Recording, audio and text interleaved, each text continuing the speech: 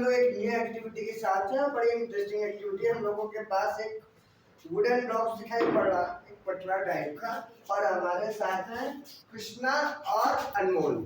Activity में कुछ interesting इसलिए होने वाला है क्योंकि यहाँ पे आज कोई अलग चीज से ना लेकर के इन दोनों लोगों का यूज करते हुए एक्टिविटी करेंगे। तो यहाँ पे हमारे पास ये वुडन ब्लॉक और अनमोल, हमने एक टॉपिक पढ़ाया था टॉर्क, और टॉर्क में हमने एक टॉपिक पढ़ाया था जिसमें हमने कहा था कि टाउ बराबर आर इंटू एफ होता है। इस चीज को हम लोग करके देखेंगे, राइट। तो पहले देखो, बैठो कृष्णा, आप बैठो ना, ओके। अब यहाँ पे कृष्णा देखो, अनमोल जैसे बैठे हुए हैं, तो एक चीज का नोटिस करना, इधर आओ।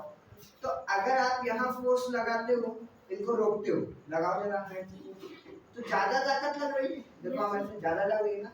अब यही फोर्स यहाँ लगा के देखो, ऐसा वन हैंड से देखो, कम ताकत लग रही है। ये कम, इधर एक थंब से इन्होंने रोक लिया।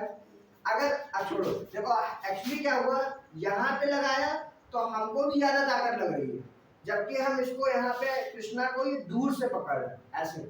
यहाँ पे जाहिर सी बात, जैसे ही हम यहाँ दूर से पकड़ेंगे तो एक थंब से ही हम आराम से कृष्णा को रोक पा रहे हैं। क्या रीजन है स्टूडेंट्स, इनके पीछे का रीजन क्या है? देखो हम एक थंब से ही रोक पा रहे हैं आराम से, और यहाँ लगाने पे एक हैंड से हमको ज्यादा ताकत लगानी पड़ रही थी। What is the reason behind this activity? बेटा हट जाओ। इसके पीछे के कारण क्या है समझते हैं, मार्कर देने से लोगों को। तो इसके पीछे का कारण क्या है वो समझो।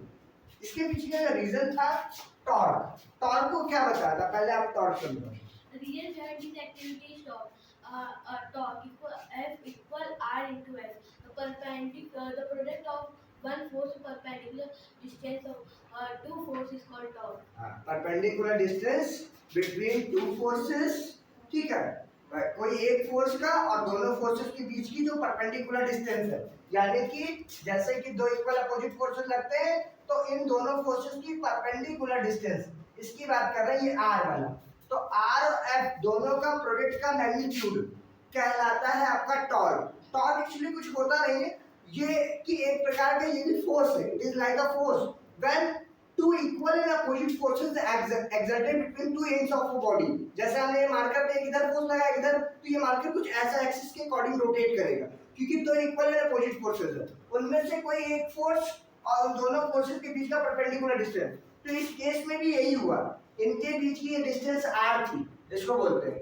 तो होता क्या है कि r एक दूसरे का जो प्रोडक्ट है ये इनवर्सली प्रोपोर्शनल होते हैं। मतलब कि अगर परपेंडिकुलर डिस्टेंस बढ़ गया तो फोर्स कम हो जाएगा। तो इस केस में